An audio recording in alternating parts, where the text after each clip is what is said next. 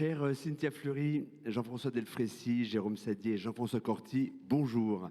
Merci à vous quatre et à vous tous pour cette présence matinale et dans le froid de l'hiver, mais je crois qu'il n'y a pas d'heure pour convoquer la solidarité. Une philosophe, un médecin spécialiste de l'éthique, un autre médecin aux commandes d'une ONG internationale et un patron de banque. Voilà un plateau bienvenu pour traiter d'un sujet à la fois cardinal dans notre société, central dans nos consciences, ambigu dans nos actes et exposé à de redoutables poisons. Qu'en est-il de la solidarité aujourd'hui? La solidarité telle que nous la concevons, l'exprimons, la faisons vivre, la partageons ou pas? Il y a les chiffres, bien sûr, ceux par exemple de France Générosité. En 2022, le montant des dons des particuliers s'était élevé à 5,4 milliards d'euros et celui des entreprises à 3,8 milliards. Rapporté à la population, le premier indicateur est significatif, mais que dire du second? 3,8 milliards d'euros, c'est un cinquième des bénéfices de Total Énergie la même année. Ça permet, je crois, de relativiser. En 2024, la générosité des Français marque la plus faible progression depuis 10 ans et cette progression couvre à peine l'inflation. Le baromètre France Bénévole propose de son côté une double lecture. Cette année, 5 millions de Français, soit 11% de la population, donnent du temps chaque semaine aux associations. Une progression significative de 2 points en 2 ans, mais qu'il faut mettre en miroir d'une fracture associative toujours vivace. Voilà pour les indicateurs, mais à l'heure de la dictature des chiffres blâmée si justement par Edgar Morin, s'il y a bien un sujet que nous devons aborder dans l'inchiffrable, c'est celui de la solidarité, puisqu'elle convoque notre attachement au collectif, notre estime du bien commun, notre relation à la fragilité, la nôtre et celle d'autrui, puisqu'elle sollicite donc notre conscience, notre sensibilité, nos principes éthiques et notre rapport à la société, bref, notre considération en premier lieu affective de ce qui n'est pas nous-mêmes. Où en sommes-nous intimement et collectivement de notre volonté, de notre capacité de solidarité? Quels sont et où sont les obstacles, les adversaires? Comment la solidarité s'accorde-t-elle avec la politique, la démocratie, le libéralisme? Comment compose-t-elle avec les profondes mutations de l'époque qui ont pour nom technologie, spectre climatique, peur de l'avenir, consumérisme, individualisme et bien sûr polarisation des statuts et des opinions? Enfin et surtout, que faire? Oui, que faire pour sauvegarder et pour stimuler notre goût de solidarité dans une époque qui l'exige, mais qui parfois le décourage? C'est autour de ces questions que nos invités vont dialoguer. Cynthia Fleury, vous êtes psychanalyste, philosophe et professeur. Vous dirigez la chaire Humanité et Santé coiffée par le CNAM et Sorbonne Université. Votre dernier essai, publié au Seuil, est désormais en poche, La clinique de la dignité. Jean-François Corti, vous êtes médecin anthropologue, chercheur associé à l'IRIS et président de Médecins du Monde. Votre ouvrage Géopolitique de l'action humanitaire est paru cette année chez Erol. Vous êtes également documentariste. Je signale votre film Contrepoison, un combat citoyen.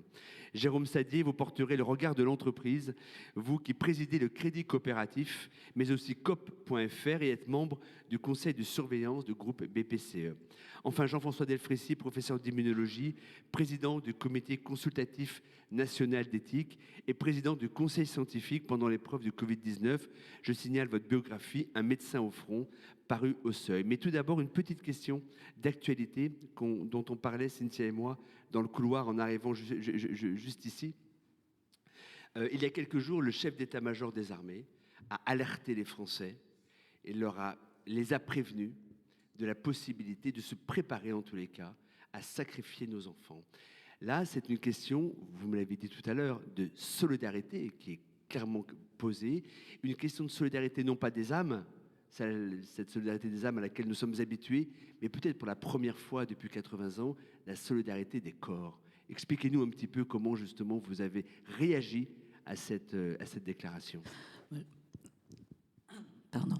J'ai réagi un peu comme tout le monde, c'est-à-dire c'est une déclaration qui n'est pas faite sans savoir le poids des mots. Donc il sait très bien, généralement il sait très bien ce qu'il fait, ce qu'il dit, pour commencer, si vous voulez, à organiser ce qu'on peut appeler dans les systèmes de défense un peu intégrale la résilience populationnelle. C'est-à-dire on travaille sur différents niveaux et on travaille aussi sur la cohésion d'une société, la force morale d'une société, ce qu'elle est capable d'endurer. Et c'est qu'il y a un des défis les plus terribles d'une société, c'est de perdre ceux qu'elle aime le plus dans sa chair, et en plus avec je dirais, vraiment ce qui est très compliqué pour les États de droit qui, depuis 80 ans, n'ont pas le lien, si vous voulez, au sacrificiel, mais pas que, si vous voulez, de façon immorale.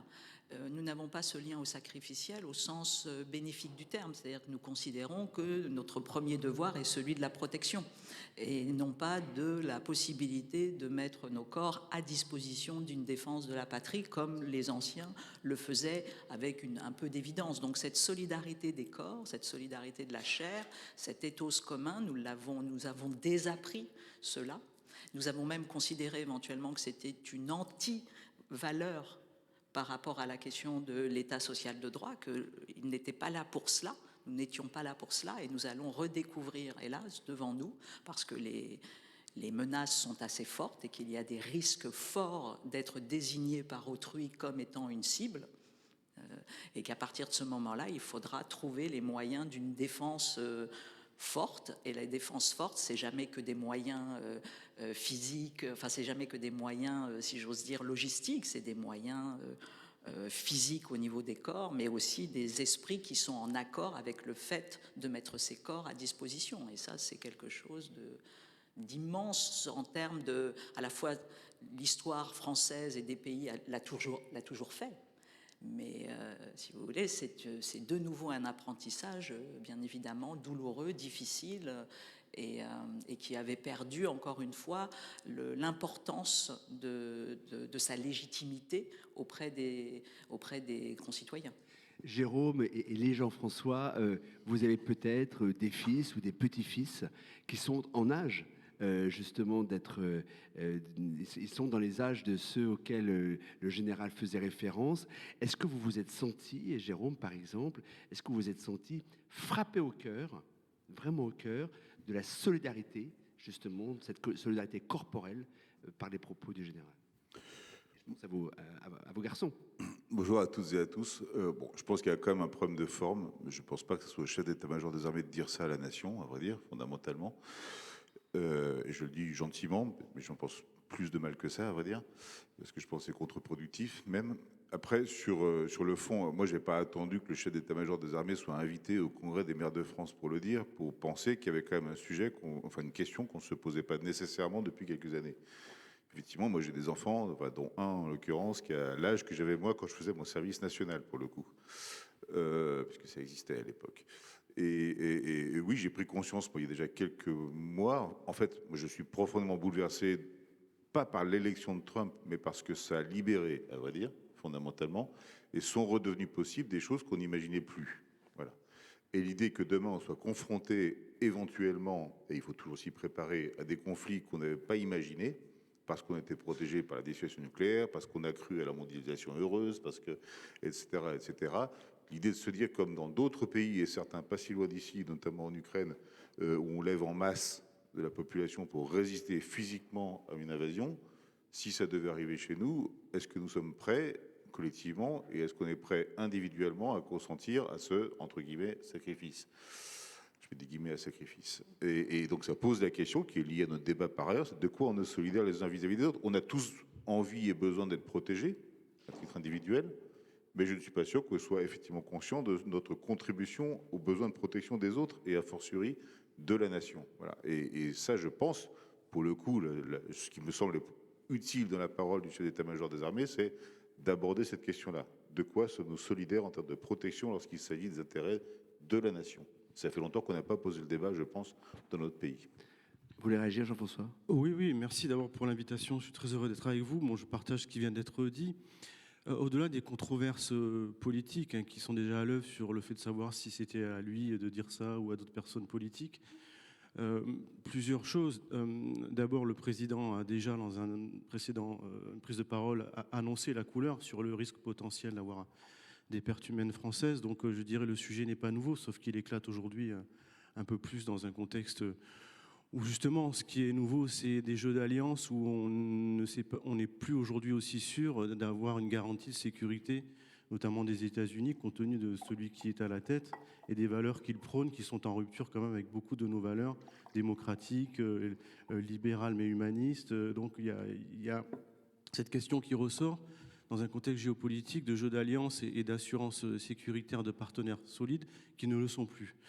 Mais juste pour rappel, il y a déjà au moins une quarantaine, une cinquantaine de morts dans l'opération Barkhane, entre autres au Sahel, d'enfants de la patrie, pour lesquels on n'a pas eu autant de considération, parce que politiquement, peut-être que c'était un sujet sensible sur lesquels les Français ne voulaient pas trop, en tout cas les autorités politiques et militaires ne voulaient pas trop s'étendre, dans un jeu administratif de tension entre le corps diplomatique et le corps militaire, où chacun se bat pour avoir l'oreille du président. Et on voit aujourd'hui qu'il y a plutôt une tendance des militaires à avoir l'oreille du président plutôt que les diplomates.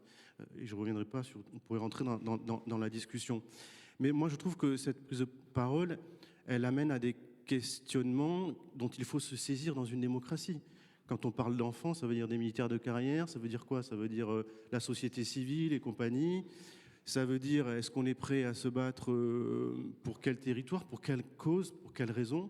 Et donc, je trouve qu'il faut se saisir positivement de cette annonce pour lancer un débat démocratique sur jusqu'où on est prêt à aller, pourquoi, pour quelle cause, comment on positionne la solidarité par rapport à un problème politique existentiel donné, en espérant que ce ne soit pas une seule personne ou une caste qui décide, mais une collectivité, un groupe d'individus, parce qu'on le sait très bien, dans des temps existentiels, et je m'arrêterai là, que ce soit dans les grandes épidémies ou autres, si vous n'avez pas l'adhésion de la population pour participer à un effort national, eh bien les choses ne fonctionnent pas.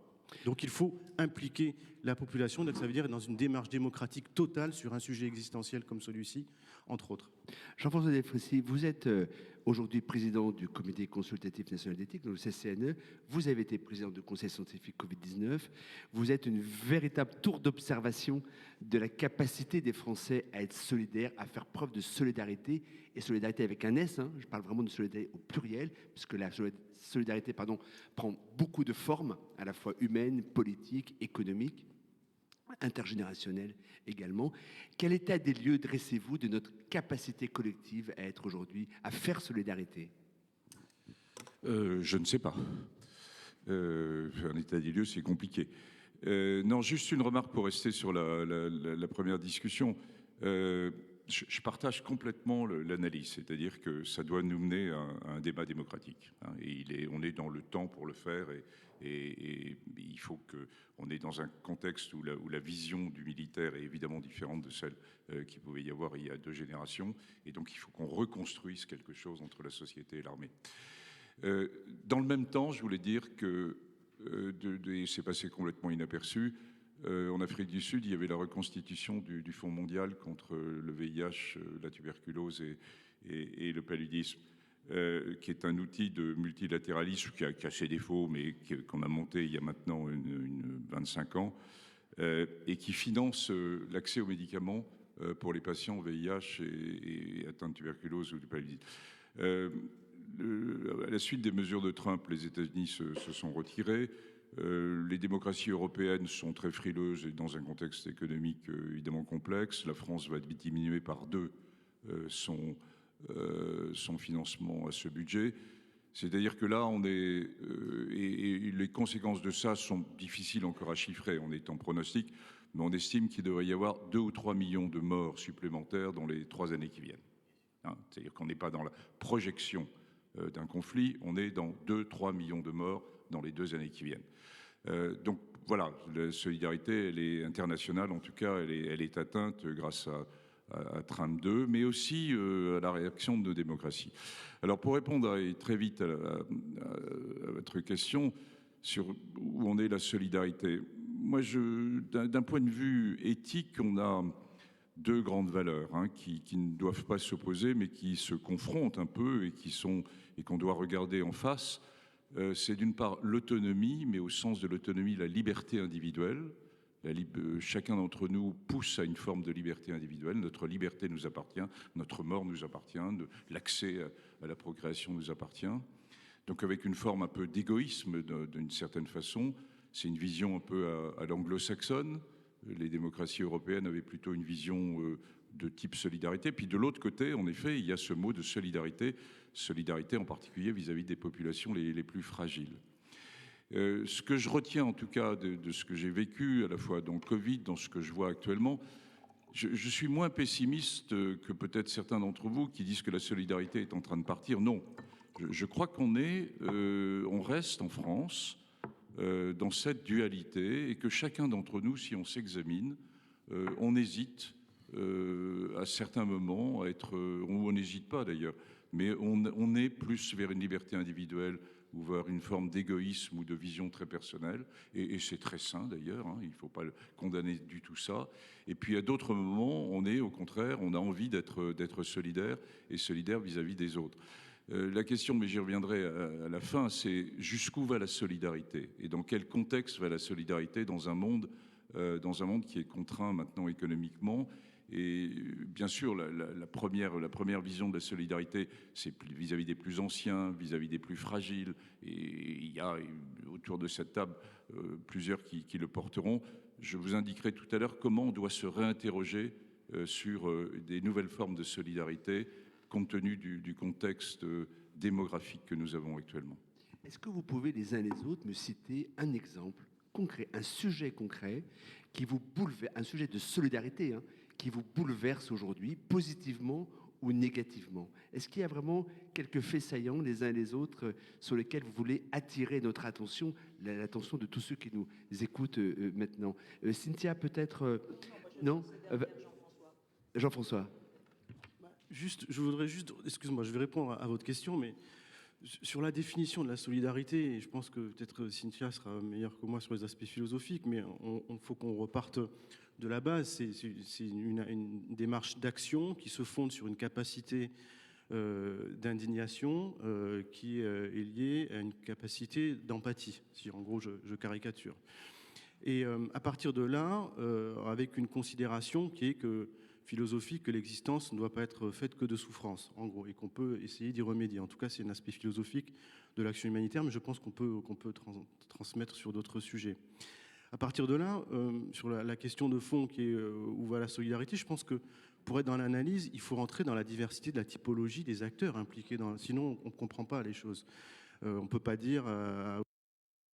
Ah, ça a coupé, non, c'est bon. La solidarité est en baisse ou pas, enfin, ça dépend du point de vue des acteurs qui l'apportent. Dans la typologie de la solidarité, de manière basique, il y a la solidarité institutionnelle, les États, la solidarité portée par des organismes privés, que ce soit les ONG, associations, fondations ou autres, les organisations supranationales type Nations Unies, et puis vous avez les auxiliaires d'État type Croix-Rouge, Croissant-Rouge, avec des références notamment à des conventions de Genève, et donc une redevabilité vis-à-vis des États. Pourquoi je mets en avant cette typologie? Parce que je pense qu'effectivement, à partir de là, on peut se permettre d'avoir un jugement sur des gradients d'implication de solidarité ou pas. Ça, c'est du sabotage dans l'air, hein, je sens. Parce que j'allais venir sur justement le sujet de fond, qui est que, oui, sur la question de la solidarité institutionnelle, évidemment, je ne reprendrai pas l'exemple des régimes autoritaires ou totalitaires, mais ce qui pose question aujourd'hui et qui est d'actualité, c'est comment cette solidarité est mise à l'épreuve par les régimes démocratiques, que ce soit dans une dynamique approche territoriale nationale ou internationale. Et on va y revenir. Pourquoi je dis ça? Parce qu'il y a plusieurs éléments, mais c'est important de le dire, parce que d'un point de vue étatique, effectivement, dans nos démocraties, sous pression de plusieurs déterminants que sont des approches idéologiques illibérales, suprémacistes, entre autres, et ultralibérales. Je prends l'exemple aujourd'hui du populisme d'extrême droite qui incarne tous ces éléments-là. Quand on voit ce que fait Trump, quand on voit ce que fait Meloni, Orban, ce que feront peut-être d'autres acteurs d'extrême droite en Europe au regard de leur discours actuel, eh bien effectivement, la solidarité internationale et nationale des États est en train de fléchir du point de vue de nos démocraties. Et on reparlera de ce que vient de dire Jean-François sur notamment les attaques contre la solidarité internationale avec des baisses drastiques de financement, que ce soit l'USAID qui a quasiment fermé ou que ce soit la baisse d'aide publique au développement, au moins 50% des États. Donc à ce niveau-là, oui, il y a une baisse de la solidarité en lien avec des facteurs idéologiques sur lesquels il faut qu'on s'interroge. En revanche, dans tes chiffres, c'est presque désagréable. Tu l'as dit dans tes chiffres en intro, on a quand même près de plusieurs millions d'associations dans le monde. En France, c'est près de 1,5 million d'associations. 13 millions de bénévoles, dont 5 actifs chaque semaine. Et c'est en gros dans la solidarité en lien avec les questions sanitaires et sociales, près de 60 000 associations. Et des dons qui n'ont jamais été aussi hauts. Donc, selon le point de vue des acteurs, effectivement, la question de la solidarité n'est pas la même. Et je pense que si on regarde le privé, eh bien, la solidarité est toujours aussi active, mais elle est de plus en plus en tension avec des acteurs institutionnels et des États, notamment démocratiques, qui sont en train de reculer sur le niveau démocratique dans lequel on le vit. Et ça doit nous alerter et on va y revenir dans le détail. Et d'ailleurs, ça doit nous alerter en France également. Puisque je parle de rappelle la que France. Quand je parle de libéralisme, de la menace d'extrême droite, populisme d'extrême droite, je parle aussi de la France. Vous connaissez les chiffres de tendance politique aujourd'hui en France. Et alors, je crois que le micro ne marche plus. Hein. Je crois que maintenant. Il marche une fois sur deux. Je pense que là, il marche. Mais... Bon, oui, il marche. Voilà. Et en fait, ne pas oublier qu'on a un ministre de l'Intérieur qui, à un moment, nous a déclaré que l'État de droit n'était pas intangible. Voilà. Donc, ça veut dire que même la France est effectivement concernée. Est-ce qu'il y a un sujet, je reviens à ma question, Cynthia Fleury, est-ce qu'il y a un sujet en particulier? Jean-François, je vous ferai interview, Delfrécy, pardon, parce que comme il y a deux Jean-François, sans doute aussi, je vous avais parlé de la question de la solidarité entre générations, hein, parce qu'elle pose un problème à la fois économique, financier et puis bien sûr humain. Mais Cynthia d'abord, et puis après Jérôme, Jérôme, parce que j'aimerais que vous nous parliez de ce qu'est la solidarité en entreprise aussi. C'est quand même très important. Trois remarques. Une remarque pour bien faire, pour aller dans le même sens de Jean-François Corti, sur la question idéologique et le biais qui aujourd'hui absolument produit du désaveu aussi sur les financements et pas que sur des problématiques de budget, mais en fait des choix très précis pour empêcher des idées d'avancer, ce qui se passe avec Trump. Et là, quand vous regardez les mots qui ont été interdits dans le programme national de sciences, etc., c'est des mots très très ouverts, hein. C'est femmes, c'est changement climatique, c'est, je ne sais plus, LGBT+. Voilà. Donc, si vous voulez, c'est vraiment des attaques très précises. Ça veut dire que tous les programmes qui parlent, hein, qui mettent femmes, ne sont pas financés. Donc, si vous voulez, on tombe dans des délires. Donc, vous, bien évidemment, sur l'aide. Et c'est la même chose qui se passe sur les programmes de sciences. Et c'est la même chose qui se passe sur les bailleurs de fonds par rapport aux associations internationales. Alors que vous savez très bien que la question des femmes dans l'aide au développement, elle est encore plus structurelle puisqu'on considère que c'est un des vecteurs d'empowerment et de régulation pour les pays les plus conséquents. Donc c'est une atteinte majeure au développement d'où là. Donc ça c'est un premier point. Le deuxième point, je dirais deux choses si vous voulez, parce qu'il y a toujours de l'ambivalence. Alors avec des problèmes quand même quanti et quali. Au niveau quanti, vous regardez le discours de Claire Toury, qui est vice-présidente du CESE et qui est également présidente des 1000 associations françaises, enfin, hein, voilà, du mouvement associatif, et qui vous raconte de manière là quanti ce qui se passe, c'est-à-dire un arrêt des financements absolument terribles, une fermeture quasi immédiate d'associations. Donc là, voilà, donc si vous voulez, c'est des chiffres qui sont absolument, on ne peut pas.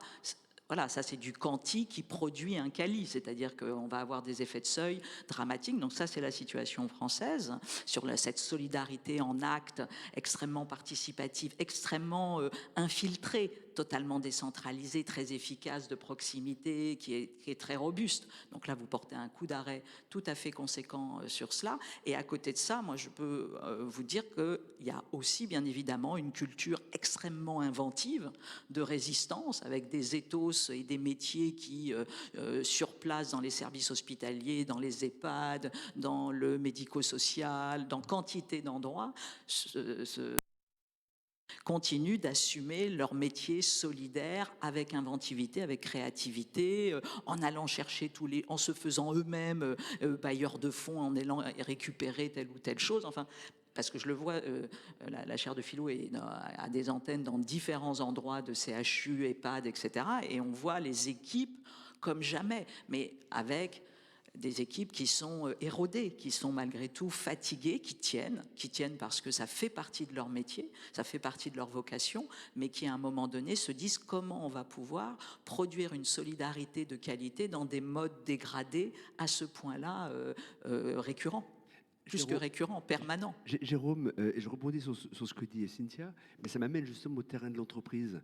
Comment la solidarité, comment est-elle questionnée quand on parle de l'entreprise, quand on parle de l'intérieur de l'entreprise, donc l'organisation de l'entreprise, sa culture, sa raison d'être, son management, et puis bien sûr aussi autour de l'entreprise. Je pense évidemment au modèle de l'économie de marché mondialisée tel qu'il fonctionne aujourd'hui et qui lui aussi peut être considéré comme un adversaire de l'exercice de la solidarité en entreprise. Rien que ça. Je reviens un tout petit peu en arrière pour arriver, si possible, à la conclusion que tu demandes. D'abord, moi, ce que j'observe, parce qu'en tant que banquier, on essaie de donner du sens à l'argent. Donc, on a un observatoire du sens de l'argent, on travaille avec Verivoice comme institut. Et donc, on analyse plein de données. Et en fait, ce que disent ces données, c'est que la notion de solidarité ou la valeur de solidarité ne faiblit pas. Les Français sont toujours autant attachés à 80%. Ils se sentent eux-mêmes solidaires aussi. Pas toujours engagés, mais en tout cas toujours solidaires. Là où il y a un sujet, c'est qu'ils ne font plus confiance dans le système institutionnel et évidemment au pouvoir politique. Enfin, je dis évidemment, c'est pas un jugement de valeur à ce stade. J'en pense ce que je veux, mais c'est pas le sujet. En revanche, ils déportent leur confiance sur d'autres types de collectifs ou d'autres formes. D'abord, à titre individuel, ils ne s'engagent pas moins qu'avant. Et Claire Toury le dit régulièrement, effectivement, ça prend d'autres formes.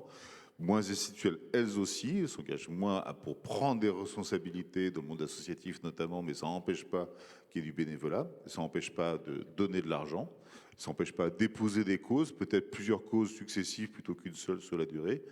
Et puis certains le disent, ils ont plus confiance dans l'entreprise pour renouer des liens. Voilà. C'est fragile néanmoins, mais c'est observable dans les enquêtes d'opinion que la confiance dans les entreprises, alors pas dans les multinationales, hein, dans les PME, dans les entreprises de l'économie sociale et solidaire, dans les coopératives, tout ça, ça remonte. Donc c'est bien qu'il y ait une aspiration à. Je ne suis pas sûr qu'elle se vérifie, parce qu'on a quand même aussi connu dans le monde de l'entreprise beaucoup de bullshit. Si vous voulez, se mettre un baby-foot à côté de la cantine, c'est pas le truc en fait, quoi.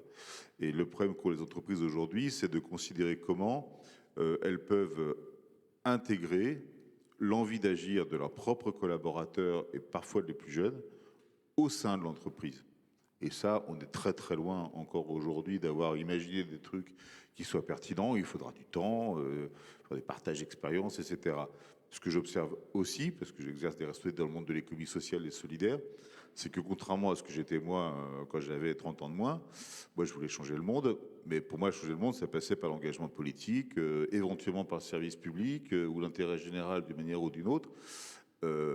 Beaucoup des jeunes que je rencontre aujourd'hui dans différentes circonstances, y compris en tant que banquier, parce qu'ils frappent à la porte des crédits coopératifs, c'est qu'ils veulent créer leur boîte.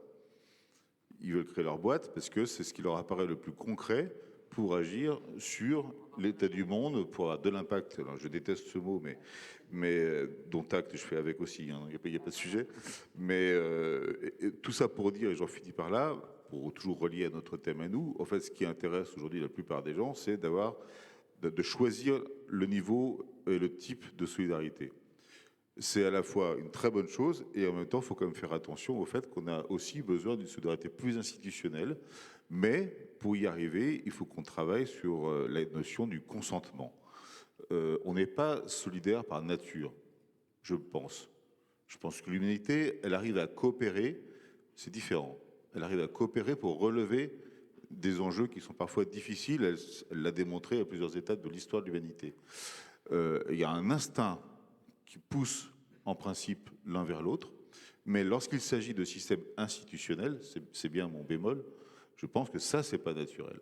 Et d'ailleurs, tout ce qu'on a organisé en France pour la protection sociale, pour prendre ça comme exemple, c'est fait d'abord dans des formes collectives où les gens avaient le pouvoir de décider. Ce n'est plus le cas aujourd'hui, en fait. Et je vous rappelle aussi que la démocratie représentative, née en Angleterre, importée en France et ailleurs ensuite, elle naît du consentement à l'impôt. Elle naît de là, en fait. Hein. C'est de là que ça vient, en fait. Et donc la notion de consentement me semble aujourd'hui bon, je ne sais pas si c'est grand public comme truc, mais en tout cas, travailler ça pour remettre en fait à des niveaux collectifs, peut-être territoriaux, peut-être professionnels, je ne sais pas comment exactement il faut procéder, mais à mon avis, il faut travailler là-dessus. Dernier exemple, nous, au Crédit Coopératif, et je ne vais pas faire de la pub, ce n'est pas le sujet, mais nous, on propose à nos clients de faire en sorte que lorsqu'ils placent de l'argent chez nous, une partie de l'intérêt qu'ils pourraient toucher partent vers des causes qu'ils choisissent. Alors on pré-choisit, il ne peut pas y avoir 1000 causes.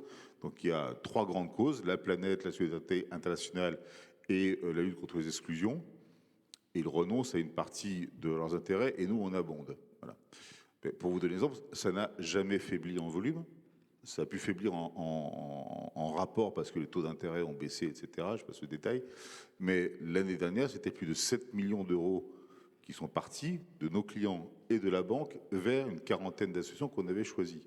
Ça ne faiblit pas. Mon seul souci, c'est qu'en fait, il y a un déport de plus en plus net vers sauver la planète et de moins en moins vers l'humain, entre guillemets. Je pense que les deux sont liés, fondamentalement, mais dans le choix des causes, la solidarité internationale est en chute libre et la lutte contre les exclusions est en net recul. Et beaucoup se déportent maintenant vers faut sauver la planète. Et ça doit interroger sur la façon dont on présente les choses, que je ne pense pas que c'est la planète qu'il faut sauver, c'est l'humanité sous la planète, ce qui est un peu différent et relier les deux. Jean-François Delfraissy, sauver les humains, c'est le rôle de la santé. La population vieillit, les coûts de la santé enflent, et dans un contexte budgétaire, un contexte macroéconomique et macrofinancier extrêmement contraint, la question, à un moment, j'imagine qu'elle va se poser inévitablement, jusqu'où doit-on continuer je vais être très cru, de soigner les aînés en prenant le risque peut-être de sacrifier les plus jeunes générations? Difficile question. D'abord, il faut que vous compreniez tous que la santé et la bonne santé, la médecine, le soin, la technologie ne représentent que 20%. 80% de la bonne santé est liée à ce qu'on appelle les déterminants de la santé, qui sont des déterminants sociaux, environnementaux, alimentaires, la malbouffe, etc. Et par exemple, si on regarde le budget français sur la santé, sur à peu près les 330 milliards d'euros qu'on consacre dans le budget de la santé, on consacre 95 ou 96% aux soins. On consacre autour de 3,4% sur la prévention. Où est l'erreur ? L'erreur, elle est difficile à contrer parce que expliquer la prévention, c'est se mettre dans une temporalité qui est longue. Et la temporalité longue, elle est difficile à faire comprendre aux politiques, mais ce n'est pas seulement eux. Elle est difficile à faire comprendre aux médecins, qui sont plus dans une vision très technologique, très innovation. Et elle est difficile à faire comprendre aux citoyens, parce que là, on touche à des problèmes éventuels de liberté individuelle. Finalement, j'ai le droit de faire et de consommer ce que je veux, etc. Donc et pourtant, c'est un enjeu majeur. Le deuxième enjeu majeur, et vous allez voir qui se recoupe, c'est que nous avons une société française un peu en décalage par rapport, jusqu'à maintenant, par rapport aux démocraties européennes, mais on est en train de les rattraper, avec une société française qui vieillit. Et une société française qui fait moins d'enfants pour des raisons qui ne sont pas liées tellement à des problèmes médicaux de stérilité, mais à des problèmes de fond, de jeunes générations, dans un état de complexité qui rejoignent la vision de cette jeune génération, probablement sur quel monde nous allons être demain, et en particulier dans les enjeux environnementaux. On est donc avec un modèle qui s'est construit dans les années post-50, de solidarité intergénérationnelle au niveau de la santé.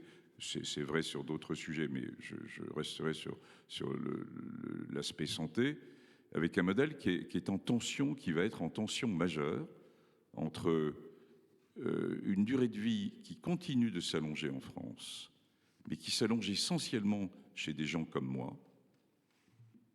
Et si on regarde les derniers chiffres des 3 dernières années jusqu'à 2024, la durée de vie des plus jeunes et commence à baisser.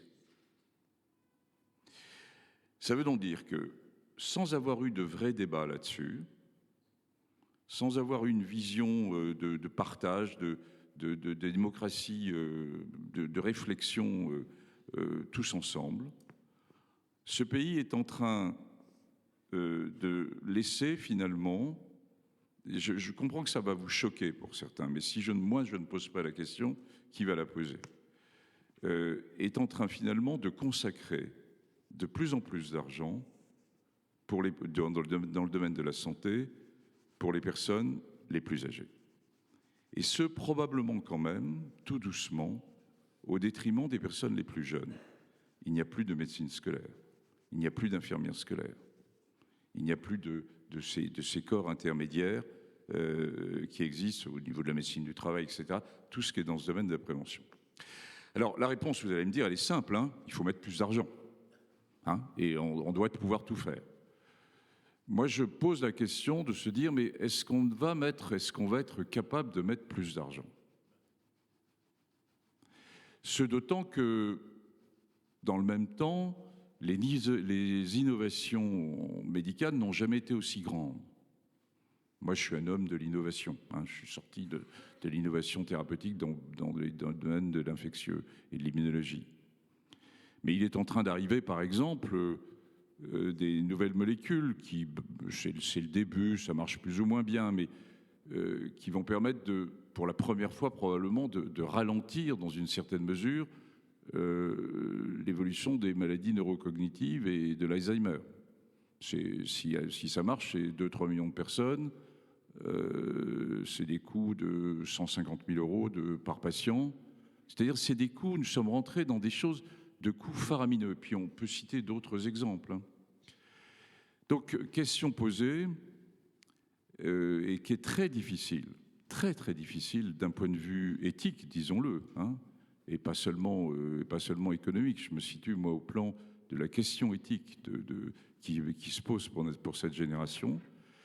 Est-ce que nous continuons à privilégier la population la plus âgée, comme nous l'avons fait jusqu'à maintenant, ou est-ce qu'on commence à s'interroger avec prudence, dans une certaine mesure, sur, finalement, répondre aux besoins de santé des plus jeunes et avec tous les enjeux de santé mentale qui se posent actuellement. Je n'ai pas la réponse. Je n'ai absolument pas la réponse.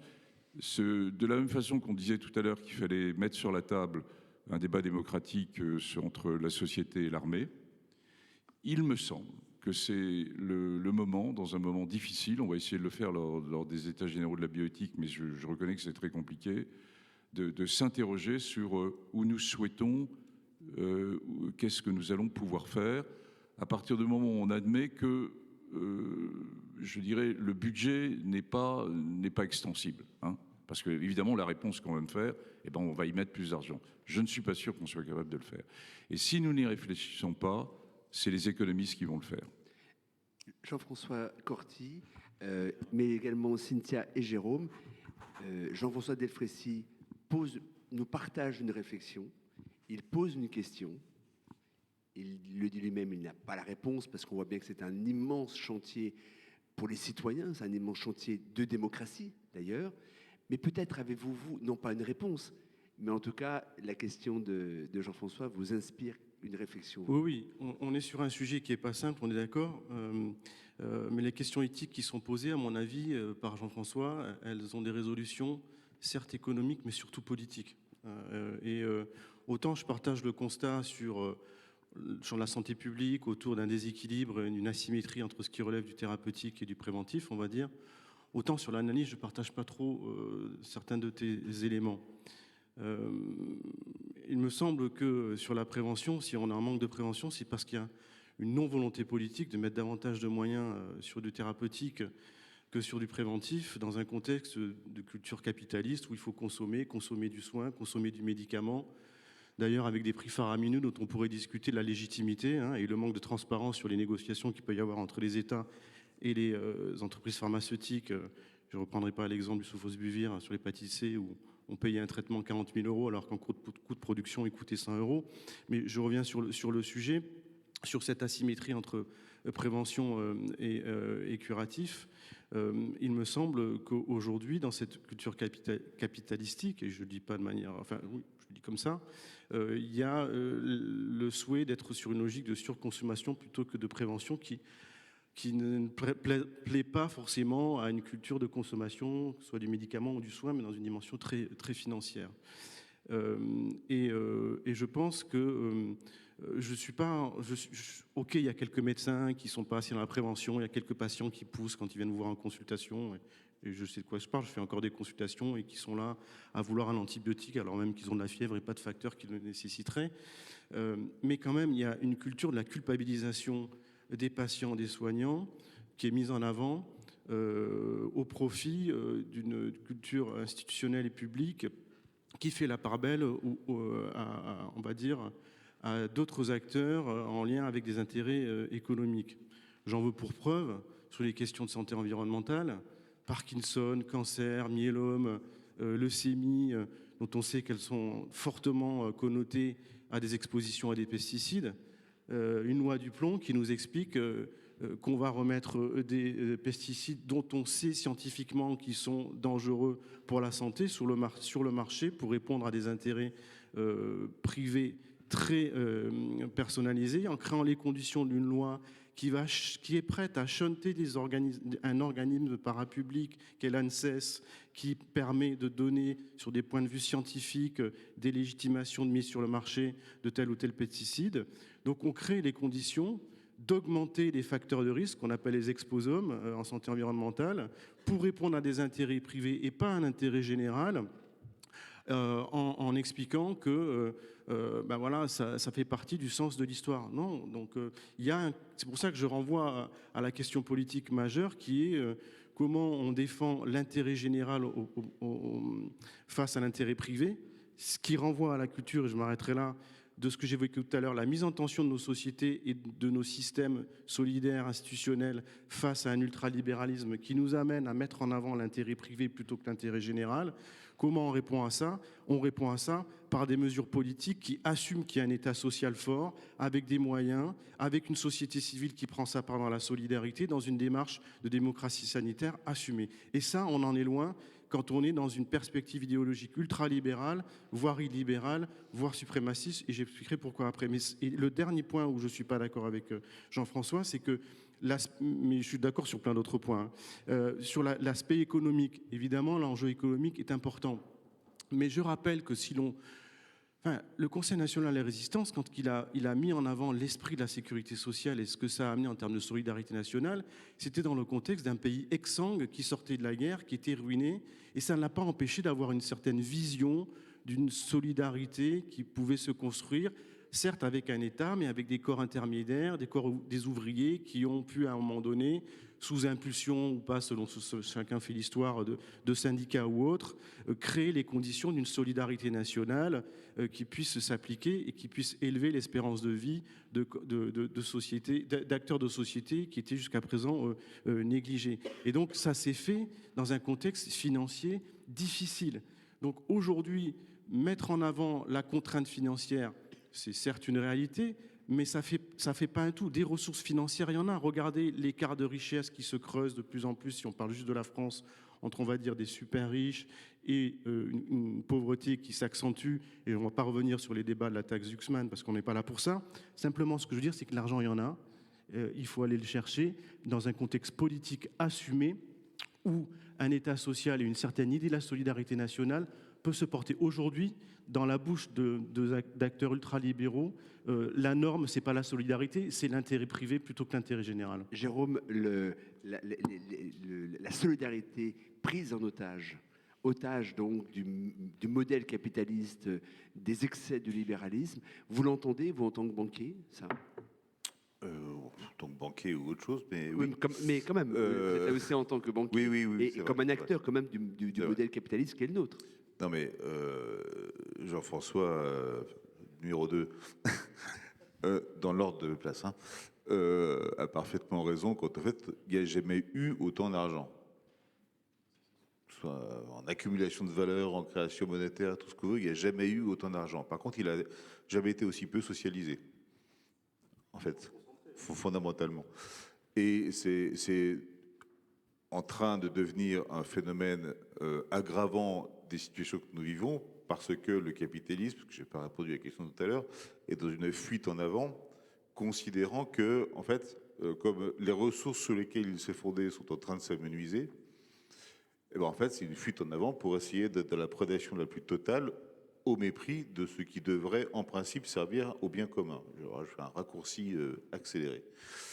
Et évidemment que ça conditionne beaucoup des comportements des acteurs économiques et sociaux. Et il y a un écartèlement entre les logiques des uns et les logiques des autres. Et nous, en tant que banquiers, pour le coup, pour répondre à ta question, je ne sais pas si c'est l'aspect le plus intéressant, à vrai dire, mais notre sujet à nous, c'est de transformer les dépôts des uns en projets des autres. La banque, c'est simple, c'est de l'industrie de transformation. Vous collectez de l'argent, et puis après, vous l'utilisez pour changer la vie des gens, leurs projets personnels, d'entreprises, d'associations, etc. Et l'enjeu, de mon point de vue en tant que banquier, c'est de le faire dans la plus grande transparence possible et avec des principes. Et c'est vrai que, en fait, les endroits où dans le monde financier ou dans le monde économique, on assume de faire des choix, qui sont des choix débattus collectivement et qui correspondent à une vision, si ce n'est de l'intérêt général, du moins de l'intérêt commun, c'est pas si fréquent en fait. Jean-François parlait à l'instant des pesticides, c'est l'un des exemples. Nous, on considère qu'on n'a pas à financer des projets d'entreprises qui utiliseraient des pesticides, encore moins ceux qui les fabriquent. Pareil sur l'armement, ce qui est un sujet un peu plus compliqué. Pareil sur le tabac, pareil sur l'industrie des jeux, pareil sur évidemment les énergies, etc. Donc garder des endroits où on parle de ça et on décide ensemble qu'il y a ces principes, c'est un sujet super important parce que, qu'on fait un sujet tout à l'heure sur la question du consentement, nous on demande de l'argent aux gens pour travailler, pour le prêter à d'autres. Donc en fait, on organise le consentement à une vision de la société qui va matricer tout le reste. Ce qui nous pose de plus en plus de problèmes parce qu'en fait, auparavant, on appartenait au camp du bien, entre guillemets, hein, les petits oiseaux, la solidarité, on était contre les trucs qui polluent, etc. Donc ça, c'était très très bien. La radicalisation aujourd'hui de la société, parce que le capitalisme se radicalise lui-même, nous amène des problèmes sur ces sujets-là qu'on n'avait pas auparavant. Voilà. Et c'est un vrai enjeu pour nous à en débattre. Et ça pose ensuite des questions donc, de régulation démocratique. Et parfois, et je reboucle avec le Jean-François numéro 1, avec la question de l'éthique. On n'a pas toujours fait dans nos sociétés des choix démocratiques sur des questions fondamentales. Le fait de soigner les gens, fondamentalement, on ne débat pas chaque année de savoir s'il faut soigner les cancers. On n'a jamais fait ce choix-là, en fait, démocratique. Les Japonais, factuellement, on l'a fait, mais on ne l'a pas fait démocratiquement. Ce n'est pas un choix politique, en fait, fondamentalement. Les Japonais l'ont fait. Pour le coup, ils ont décidé, parce qu'ils refusent l'immigration, et qu'ils ont donc un problème démographique majeur, de consacrer, je ne sais plus combien de pourcentage de leur PIB, à la prise en charge du vieillissement et à prolonger la vie et à prendre soin le plus longtemps possible des Japonais. Au mépris de leur jeunesse pour autant, qui elle est totalement déprimée en fait. Mais ils ont fait un choix politique. Si nous, on devait s'embarquer, et je n'ai pas la réponse, hein, si nous, on devait s'embarquer dans un débat de nature démocratique dans l'état du pays actuel, je ne sais pas où est-ce qu'on atterrirait, à vrai dire. Mais il vaut mieux garder parfois des principes éthiques que d'essayer de bousculer les choses sur le plan politique. Cynthia, je vous vois prendre plein de notes et j'imagine que justement vous réfléchissez à ce que les uns et les autres viennent de dire. Qu'est-ce que vous inspire justement, vous en tant que philosophe, spécialiste de l'éthique? On vient d'évoquer différents sujets. Je suis certain que vous avez une opinion passionnante à partager avec nous sur ces sujets-là. Écoutez, je ne sais pas si elle est passionnante, mais en tout cas, ce qui est certain, c'est qu'on a vu à quel point derrière la notion de solidarité, très très vite, on arrive sur la question du modèle économique et politique qui soutient cette conception de la solidarité. Et on voit très bien aujourd'hui que notre conception historique de la solidarité démocratique, sociale, social-démocrate, en gros, elle se heurte absolument de manière totalement orthogonale au capitalisme dérégulé. On est à la fin de ce processus, si vous voulez. Donc oui, il n'y a jamais eu autant d'argent. Oui, on fait des choix aujourd'hui de marchandisation forte aussi de la santé. On fait des choix de rationalisme gestionnaire, le new management qui a transformé l'hôpital public. Il y a des travaux entiers sur l'inefficience de la T2A, sur, entre guillemets, la transition épidémiologique. Que la T2A soit éventuellement sur de l'aigu, sur des actes très précis, utilisables, oui, mais aujourd'hui on a une transition. On a une transition épidémiologique forte qui est que les maladies chroniques sont quand même devant, et la T2A, c'est pas du tout, la tarification à l'activité, c'est pas du tout le bon système pour traiter, par exemple, ce changement de paradigme de la société. Par ailleurs, on disait 80% de la santé, entre guillemets, c'est la question des inégalités sociales de santé, c'est-à-dire la question des déterminants socio-économiques, culturels, etc.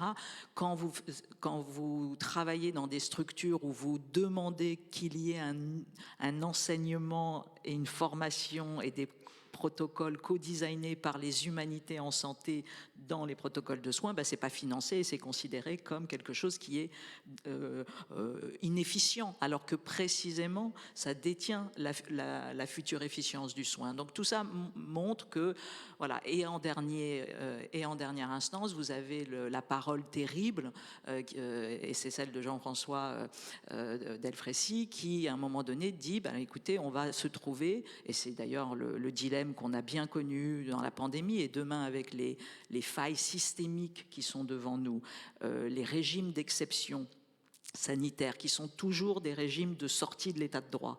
Donc, il faut le savoir. Donc, la banalisation des états d'exception, c'est ça qui est devant nous. La banalisation des états d'exception, ça ne fait pas de l'éthique de la personne, ça fait de l'éthique populationnelle. Et donc, en gros, l'éthique populationnelle, c'est antinomique de l'éthique comme on l'aime. Ça score les personnes, ça fait du tri, ça fait de la priorisation, ça dit demain les jeunes oui ou demain les jeunes non, ça dit tiens, les vieux maintenant, c'est fini. Vous vous souvenez de la parole des Italiens au moment de la pandémie, ils avaient dit 75 ans, au-delà, ça passe pas les portes de l'AREA. Donc c'est ça. Donc on construit, on stresse, si vous voulez, notre contrat social de manière à que notre seule demain mesure d'arbitrage, elle sera celle d'une éthique qui est profondément anti-personnelle.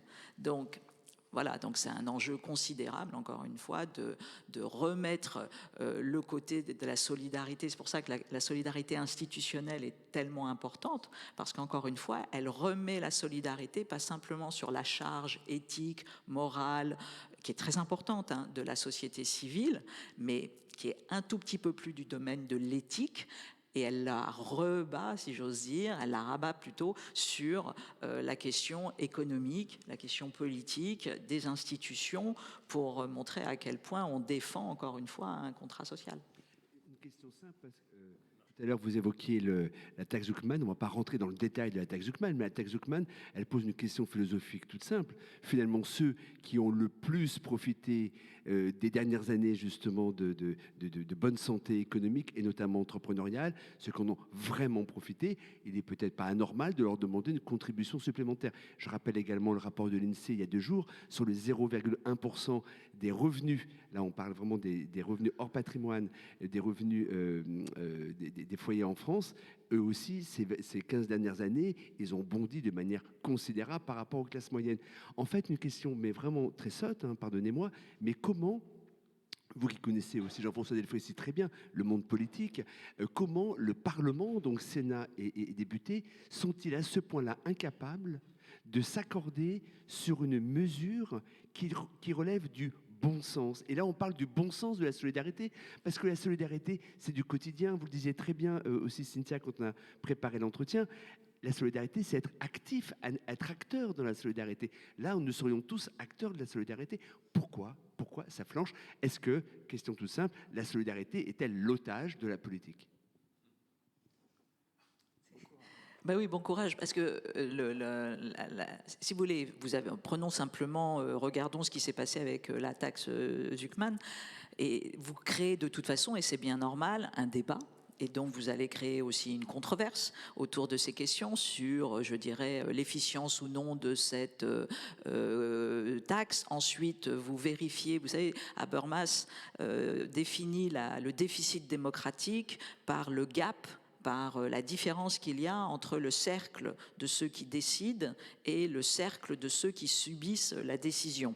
Et donc le déficit démocratique se fait là. Je veux dire par là que nous avons aussi dans notre enceinte, ça a été relativement souvent dit, notre représentation, on a régulièrement attaqué la représentation politique parce qu'on considère qu'elle ne représente pas assez la diversité des citoyens, les classes plus précaires, ce ne sont pas forcément les classes plus précaires qui sont représentées, entre guillemets, dans le sens sociologique, si vous voulez. Donc il y a quantité de raisons pour que ça flanche sur cette question de, tiens, encore réactiver ce qui est considéré dans le consentement à l'impôt. Donc alors que il y a impôt et impôt, il y a fiscalité et fiscalité. Non, on pourrait demain, ça nous aiderait. Alors même si, mais c'est toujours intéressant. Moi, je suis un grand défenseur des conventions citoyennes. Et pour l'instant, on a fait 3 grandes conventions citoyennes. La première sur le changement climatique, la deuxième sur la fin de vie, et aujourd'hui sur l'enfance. On pourrait tout à fait avoir une convention citoyenne sur la fiscalité et sur le consentement à l'impôt. Parce que après tout, ce serait un outil assez intéressant, assez granulaire pour voir quelle est la réalité, si j'ose dire, de ce lien des Français à cette question qui est absolument clé, notamment pour le financement de la solidarité. Une question de simple citoyen. Est-ce qu'on peut être solidaire à géométrie variable ? Je prends un exemple très concret. Lorsque le président d'LVMH fait un chèque de 200 millions d'euros pour la reconstruction de Notre-Dame, on peut considérer que c'est un acte de solidarité. Lorsque la même personne encense Donald Trump depuis des années, particulièrement depuis le 20 janvier dernier, c'est-à-dire qu'il encense l'ennemi même de la solidarité, on peut se poser des questions. D'un point de vue éthique, être solidaire nous oblige-t-il à une forme d'alignement, on va dire de cohérence ? Non, pas nécessairement. Alors ça aussi, si vous voulez, c'était Durkheim d'ailleurs avait bien montré aussi cette différence entre les sociétés anciennes et les sociétés modernes. Et d'ailleurs, la question du consentement à l'impôt, elle est clé aussi pour cette question de cohérence et de transparence de l'aide, du soutien.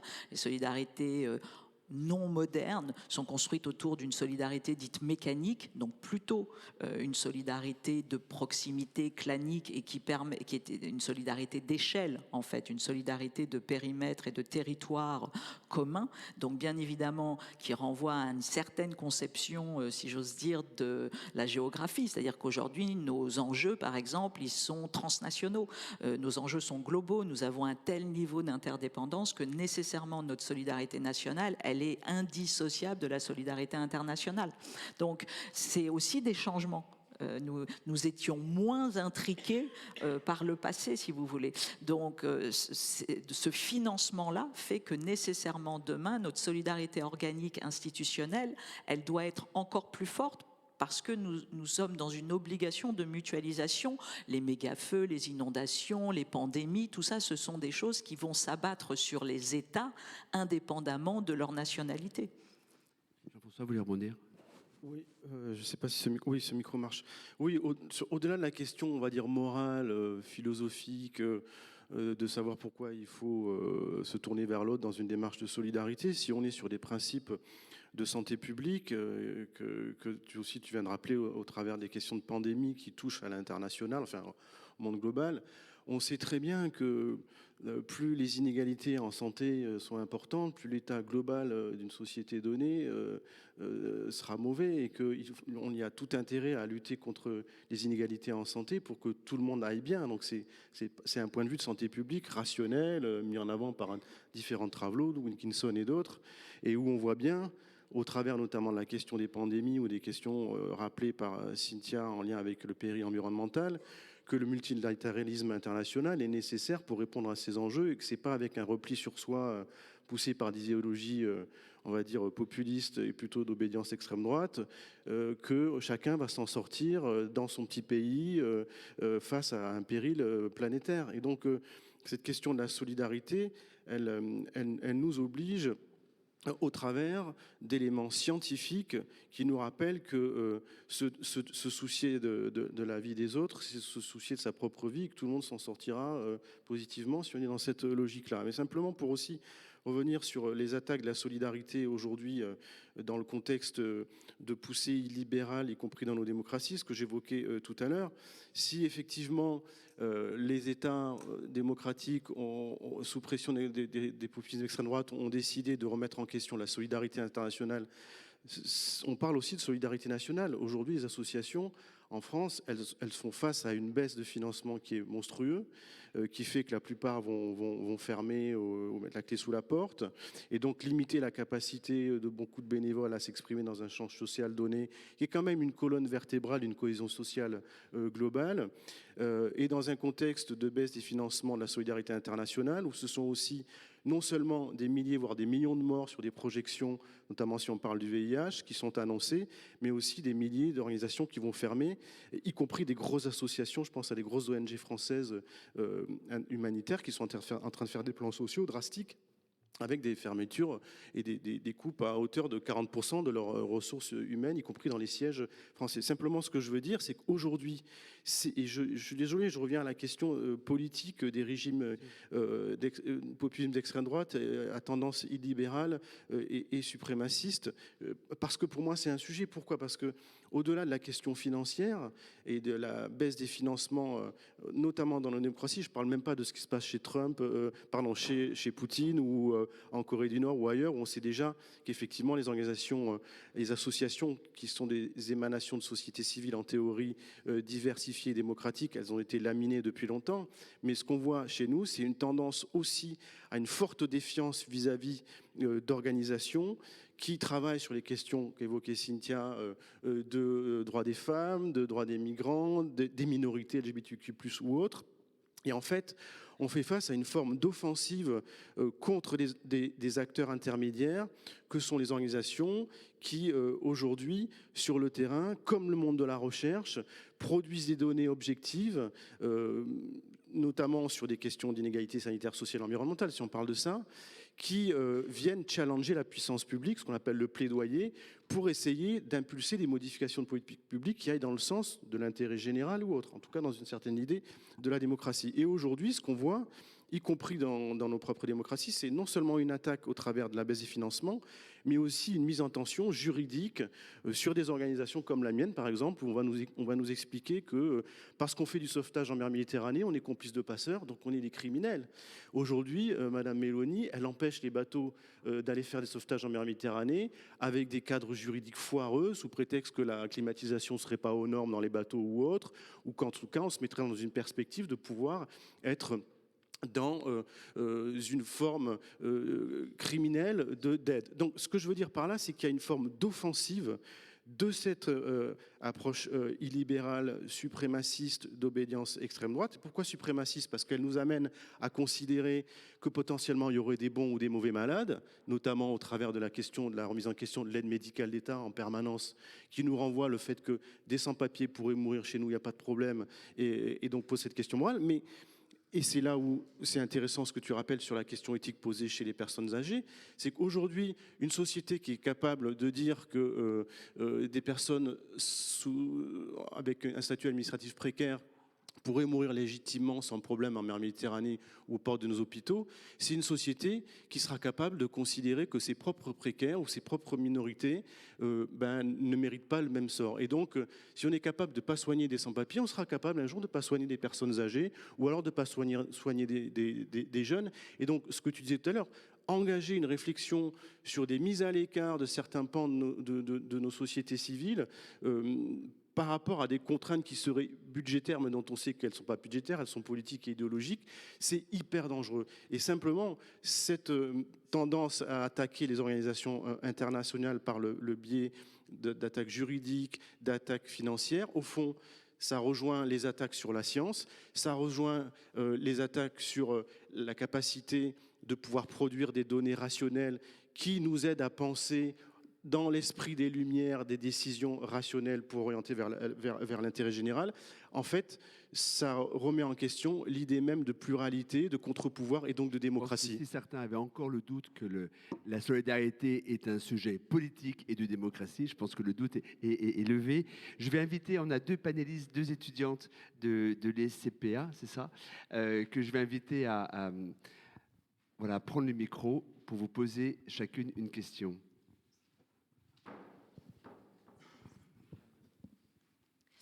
Bonjour, donc je m'appelle Perrine Coudreau, je suis étudiante en journalisme à l'ISCPA et je vous remercie pour cette conférence très intéressante et essentielle aujourd'hui. Donc j'avais une question qui s'adressait plus particulièrement à Monsieur Corti. Donc vous avez cité la loi du plomb qui a été donc votée le 11 août malgré de nombreuses contestations et manifestations. Et comment on peut expliquer justement que les politiques et l'État peuvent aller à l'encontre des citoyens et de leur vision solidaire, même si nous sommes dans un modèle, dans une démocratie. Et comment expliquer ce paradoxe ? Jean-François ou Cynthia aussi d'ailleurs. Oui, mais parce qu'on parle aussi du... Mais elle a pensé Cynthia aussi. Merci pour votre question. C'est une question difficile, mais enfin qui, je pense, renvoie à ce qu'on a déjà évoqué jusqu'à présent, c'est-à-dire potentiellement une forme de crise démocratique qui s'incarne au travers de la remise en question de la solidarité avec tous les effets que j'évoquais tout à l'heure, et où aujourd'hui on est dans une situation où on est prêt à choisir des stratégies, si on parle de santé, qui vont culpabiliser les patients, les malades, si on parle des cancérologies, en expliquant que les facteurs individuels tels que le tabac et l'alcool sont un problème et que tout doit être centré autour de ça en termes de politique publique. Pourquoi pas? C'est vrai que ce sont des termes importants, mais où dans le même temps, on évite de parler d'autres enjeux qui sont en lien avec ce qui relève de la santé environnementale, des exposomes, j'évoquais les pesticides qui sont mis dans la nature, mais tout ce qui relève d'autres exposomes, hydrocarbures, ondes électromagnétiques à basse fréquence et autres, dont on sait qu'elles sont dangereuses. Mais lorsqu'on aborde ces sujets, on met en tension des intérêts économiques versus l'intérêt général et des enjeux de santé publique. Je n'ai pas forcément la réponse à ta question, mais je suis, comme beaucoup d'autres, stupéfait du constat qui consiste à dire que dans la loi du plomb, on a été capable, et nos parlementaires ont été capables d'imaginer un système où dans la loi même, on inscrit la possibilité de shunter une agence réglementaire qui est l'ANSES pour pouvoir permettre de mettre sur le marché des pesticides sans tenir compte de données scientifiques rationnelles, mais en tenant compte de l'intérêt de certains qui y verraient, qui seraient pour la remise sur le marché ou la mise sur le marché de certains produits. Donc je trouve que c'est terrifiant que des parlementaires acceptent l'idée d'inscrire dans un texte la possibilité de shunter une agence réglementaire qui est là pour éclairer la décision politique sur l'intérêt général. Donc voilà, je n'ai pas forcément de réponse à ta question, qui est une très bonne question. La réponse, elle est multifactorielle. Elle renvoie à différents éléments qu'on discute depuis tout à l'heure, mais qui sont pour moi de nature éminemment politique, voire idéologique. Avant de passer le micro à Naomi, Jean-François Delfrécy, à la tête du CCNE, vous êtes, vous aussi, en permanence au cœur de ces conflits auxquels Jean-François Corti fait référence, ces conflits entre l'enjeu économique, l'enjeu financier et l'enjeu humanitaire. En fait, le comité est consultatif, donc c'est ce qui fait en partie sa force, hein, et le fait d'être autonome par rapport et d'être indépendant par rapport aux politiques. Ça rejoint la question, mais je suis évidemment d'accord, c'est comment finalement dans la relation complexe entre savoir et pouvoir, entre scientifique et décision politique, comment la décision politique doit s'appuyer dans une démocratie sur ce que lui donne la science. Elle le fait pas toujours. La vision politique doit dépasser à certains moments, à mes yeux, la vision uniquement scientifique, hein, je pèse mes mots, mais parce qu'elle doit tenir compte aussi d'un certain nombre d'autres enjeux. Par exemple, pendant la crise, il y avait bien sûr des enjeux qui étaient de nature médicale, mais il y avait des enjeux qui étaient sociétaux, économiques, qui sont également à prendre en compte. On est une démocratie, on les a élus, ils sont là aussi à un moment donné pour prendre un certain nombre de décisions. Là où ça buzz, c'est ce qui s'est passé avec cette loi très clairement en France, hein, et puis c'est ce qui se passe aux États-Unis. C'est-à-dire c'est à partir du moment, la meilleure façon pour un politique, au sens très large, de passer à côté de la vision scientifique, eh ben, c'est de couper la science. Et c'est de couper ce qu'on sait. Et c'est ce qui est en train de se produire. Les bases de données, par exemple, aux États-Unis, sont en train de se couper. Le fond actuel, vous le savez, c'est les données. C'est ce qui sort des grands réseaux de données. Et les bases de données sont en train de... Là, on le voit, là, c'était encore dans les derniers jours, y compris aux États-Unis eux-mêmes, dans le domaine de la santé, sur un certain nombre de sujets. Alors, c'est quand on a plus... je dirais, quelqu'un qui vous alarme, les bases de données sont là pour alarmer, entre guillemets, il n'y a plus de boussole, et par conséquent, on peut prendre des décisions qui ne s'appuient plus sur la science. Donc, on est arrivé là, dans cette démocratie américaine, et c'est terrifiant, parce que par rapport à la discussion de tout à l'heure, c'est sur le sujet politique. Évidemment que je suis d'accord avec vous, je pousse le bouchon sur l'aspect générationnel, mais bien sûr, je suis d'accord avec vous. Mais je constate aussi qu'ils ont été élus démocratiquement. Hein, c'est ça. Donc la question que j'ai un peu derrière, c'est de se dire, oui, mais comment on arrive finalement à ce qu'au niveau individuel et du citoyen, on arrive à faire passer un certain nombre de messages pour que ce message de solidarité, ce qui m'intéresse moi, c'est la solidarité au niveau individuel du citoyen, ne débouche pas ensuite sur des enjeux politiques et sur des votes politiques qui sont ce qu'il a. Et c'est là, c'est une vraie grande question où on a raté quelque chose quand même, où les Américains ont raté quelque chose. Mais et pas nous, que les j'espère Américains. qu'on va pas le rater dans 2 ans. Voilà. Oui. Hein. Naomi, une question. Bonjour, j'avais une question pour Monsieur Jérôme Sadier. Donc, vous avez dit que le Crédit coopératif choisissait les causes qu'il défendait. Peut-on alors parler de solidarité sélective ?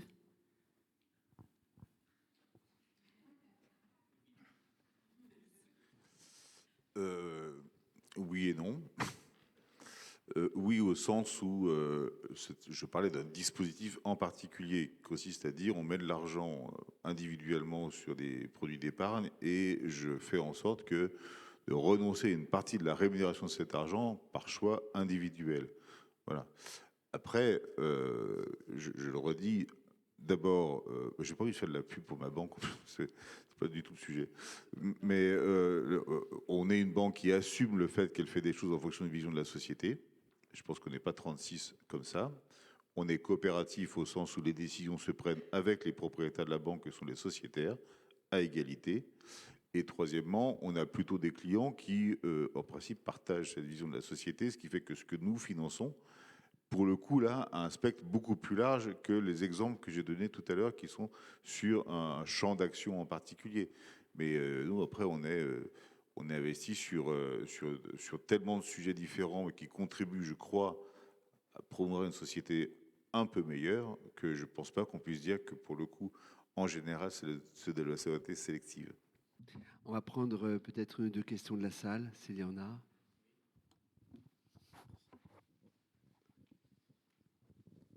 Bonjour, merci pour ce panel. Et vous êtes sous une phrase qui dit « repenser un projet de société ». J'adorerais vous voir à l'Assemblée nationale. Je dis ça, je dis rien, mais ça élèverait le débat, je pense, sur toutes les questions éthiques. J'en ai une à vous poser parce que je ne l'ai pas entendue sur la problématique de financement de la solidarité qui, pour revenir à ce qu'on disait, est plutôt naturelle chez l'homme. Hein. La solidarité, ça fait référence au livre de Pablo Servigne, L'entraide, l'autre loi de la jungle, que je conseille à tout le monde. C'est les coûts évités. Les coûts évités est une manne financière extraordinaire de l'action de solidarité, qu'elle soit internationale ou nationale. Et aujourd'hui, on est sur le projet de loi de finances. Qu'est-ce que vous pensez de ce plaidoyer et de cette action que l'on devrait mener auprès des politiques pour qu'ils comprennent que c'est une façon de sauver le maillage formidable des associations et donc, in fine, la démocratie par un levier économique? Juste, comme tu le sais, il y a différents mécanismes de financement si on parle de solidarité internationale.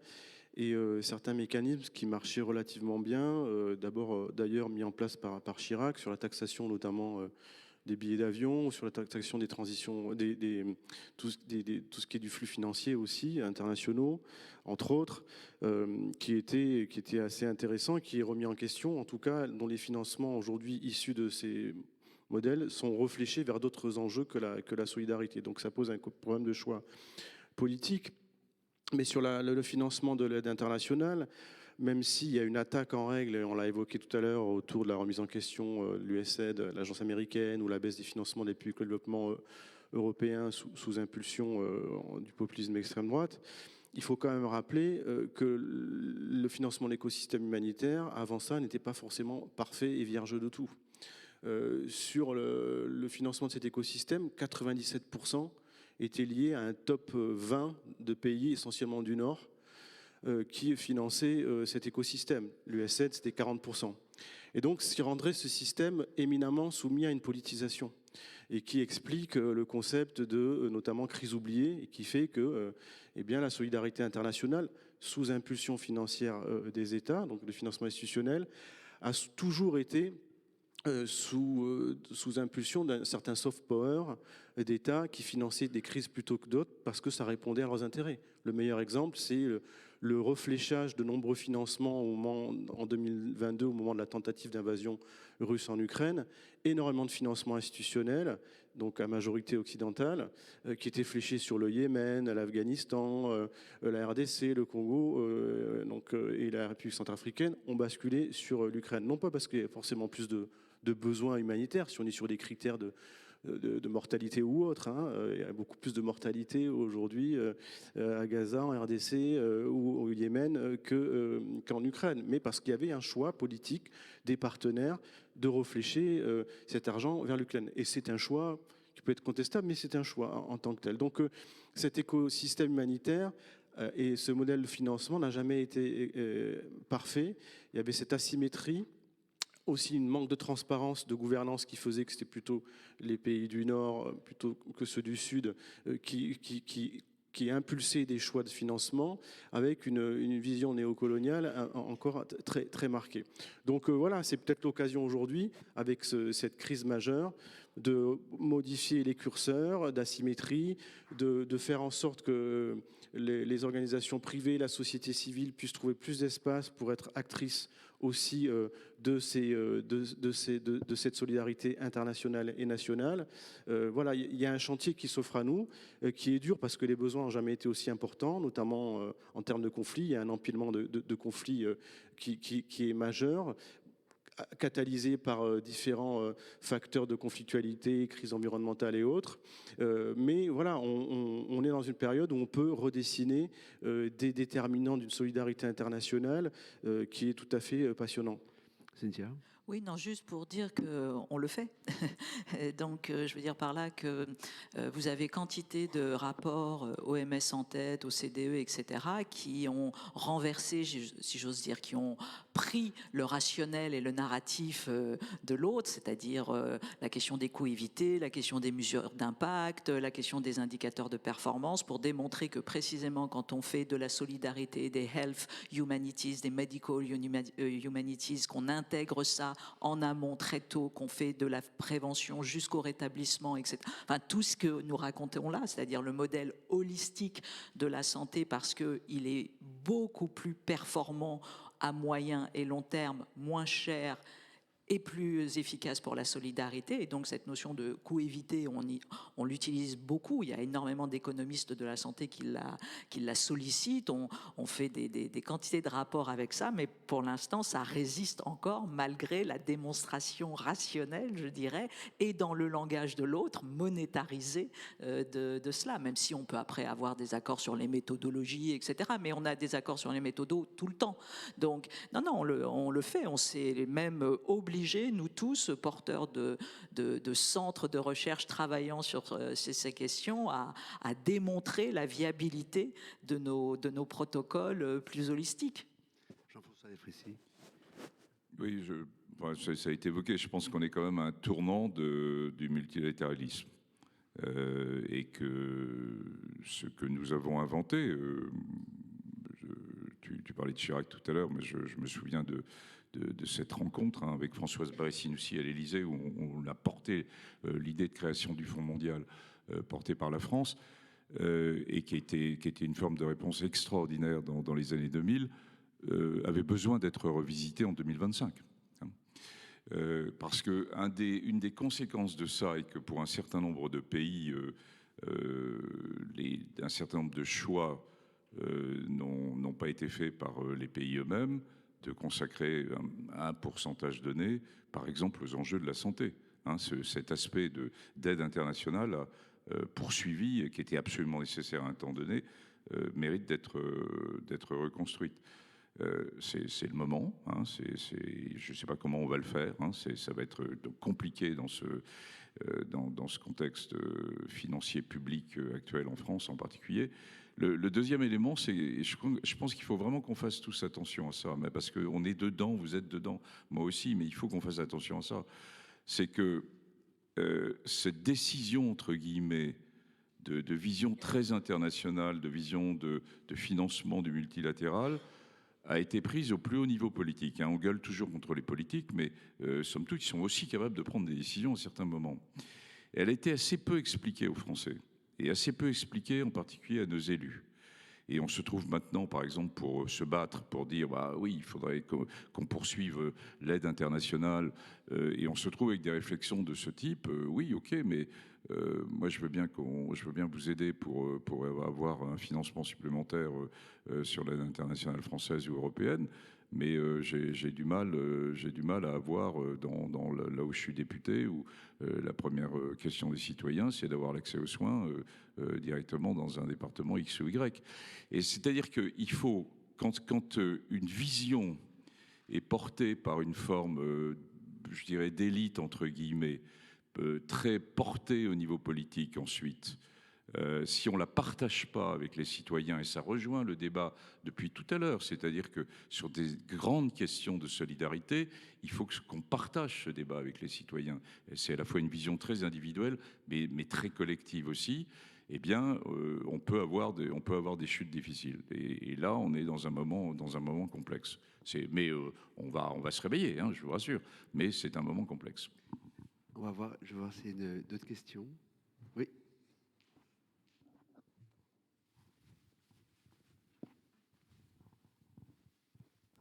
Merci. Bonjour Constance de Neuville, merci beaucoup pour cette table ronde.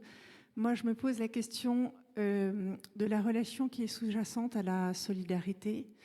Vous avez parlé beaucoup d'argent, de structures juridiques, d'interdépendance internationale. Maintenant, cette solidarité, elle s'exprime par des métiers qui sont relationnels. Et il me semble que ces métiers, souvent, on en évacue la partie relationnelle. C'est-à-dire que les organisations, les process, mais même les formations, et en tout cas la rémunération, n'est pas en faveur de ces métiers relationnels. Donc ma question, c'est comment valoriser et favoriser ces métiers de la relation qui permettent cette solidarité sur le terrain. Je pense que c'est une question pour Cynthia, ça. Oui, non, mais c'est très juste.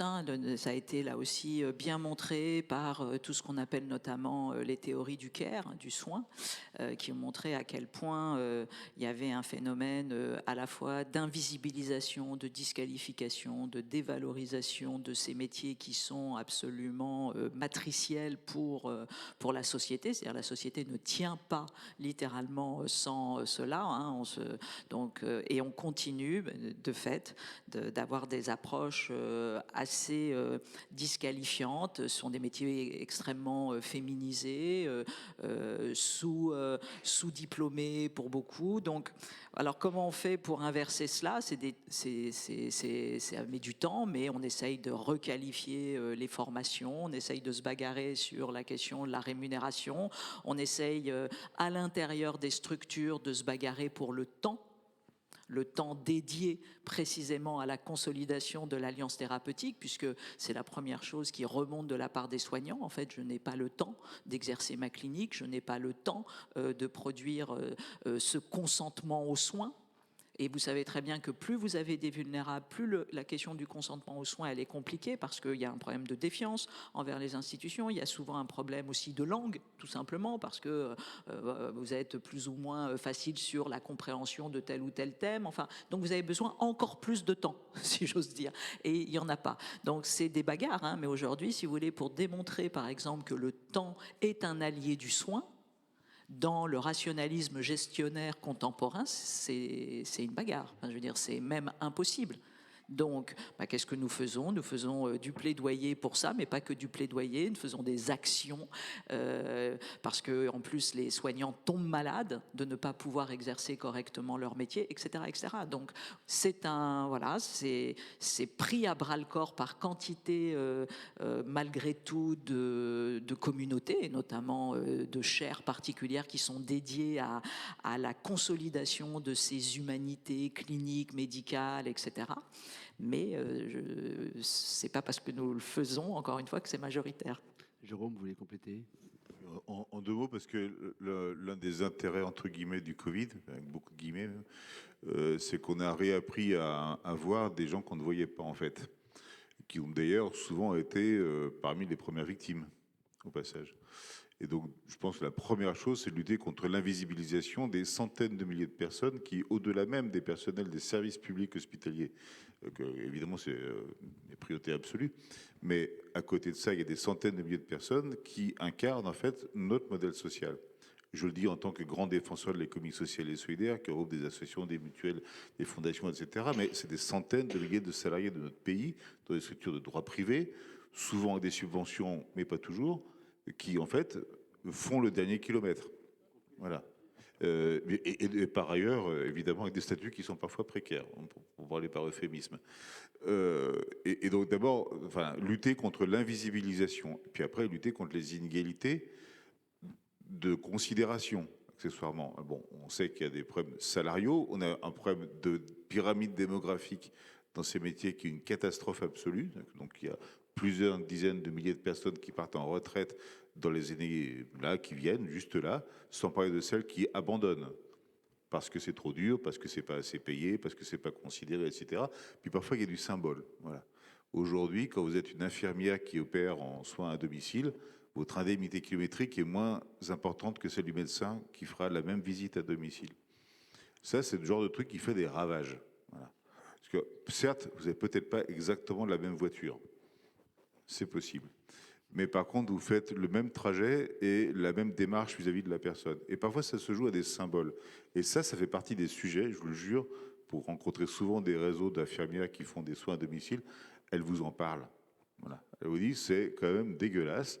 C'est pas que ça va me rapporter beaucoup plus à la fin du mois, mais c'est quand même dégueulasse d'être à ce point déconsidéré parce que moi aussi j'apporte du soin, de l'humanité à la personne que je viens voir. Je viens lui ouvrir ses volets et parfois c'est peut-être que ça, ou lui rentrer sa poubelle ou lui donner son courrier. Et c'est ça qu'il faut qu'on arrive à recoudre. Mais du coup c'est une question d'argent forcément. Au bout du bout c'est une question d'argent. Et on sait aujourd'hui que les départements qui sont les principaux financeurs de ces structures-là, donc les principaux solvabilisateurs de ces activités-là, sont complètement étranglés. Donc là, on a un sujet de politique institutionnelle, de politique publique, mais donc quand c'est ça, ce n'est jamais insurmontable.